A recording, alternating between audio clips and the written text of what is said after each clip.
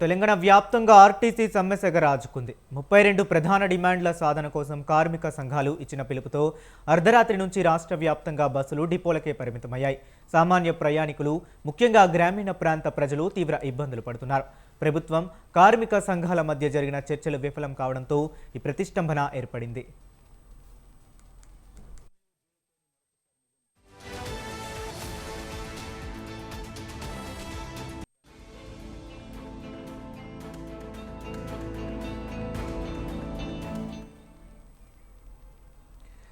ప్రధానంగా ఎన్నికల హామీల అమలులో జాప్యం, సంస్థాగత సమస్యల పరిష్కారం కోరుతూ కార్మికులు సమ్మెకు దిగారు.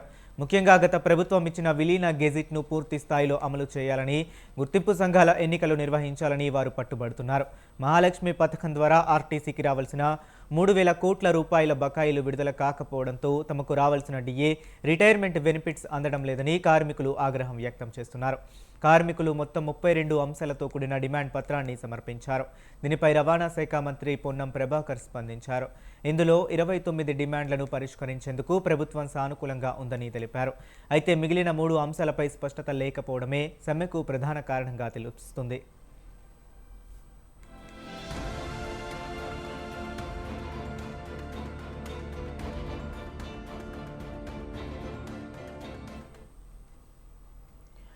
వేతన సవరణ, పాత బకాయిల చెల్లింపు, మెడికల్ సదుపాయాల మెరుగుదల వంటి 29 అంశాలపై ప్రభుత్వం సానుకూలత వ్యక్తం చేసింది. ఆర్టీసీని ప్రభుత్వంలో పూర్తి స్థాయిలో విలీనం చేయడం, యూనియన్ల గుర్తింపు కోసం ఎన్నికలు నిర్వహించడం వంటి అంశాలపై ప్రభుత్వం ఇప్పుడే నిర్ణయం తీసుకోలేమని పేర్కొంది.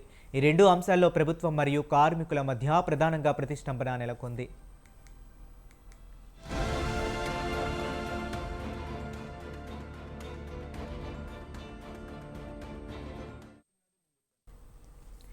అర్ధరాత్రి 12 గంటల నుంచే హైదరాబాద్లోని జూబ్లీహిల్స్ బస్ స్టేషన్, ఎంజీబీఎస్ సహా కరీంనగర్, వరంగల్, నిజామాబాద్, ఖమ్మం వంటి ప్రధాన కేంద్రాల్లో సమ్మె ప్రభావం స్పష్టంగా కనిపిస్తుంది.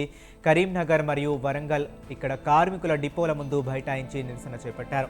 ప్రైవేట్ డ్రైవర్ల ద్వారా బస్సులు నడిపే ప్రయత్నాలను అడ్డుకున్నారు. గ్రేటర్ హైదరాబాద్ పరిధిలోని సిటీ బస్సులు చాలా తక్కువగా తిరుగుతున్నాయి.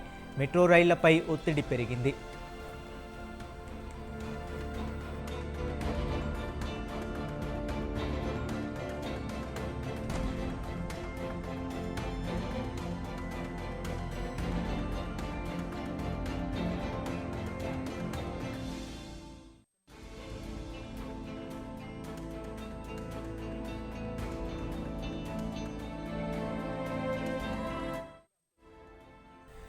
సమ్మెను విరమింపజేయాలంటే ప్రభుత్వం తక్షణమే ఒక అడుగు ముందుకు వేసి వివాదాస్పదంగా మారిన విలీన ప్రక్రియలపై కాలపరిమితితో కూడిన హామీ ఇవ్వాల్సి ఉంటుంది. అలాగే పెండింగ్లో ఉన్న మహాలక్ష్మి బకాయిలను విడుదల చేసి కార్మికులకు చెల్లించాల్సిన డిఏలను క్లియర్ చేయడం ద్వారా నమ్మకాన్ని కలిగించవచ్చు. కార్మిక సంఘాలు కూడా సామాన్య ప్రజల ఇబ్బందులను దృష్టిలో ఉంచుకుని చర్చల ద్వారా సమస్యలను పరిష్కరించుకోవాలని మేధావులు సూచిస్తున్నారు.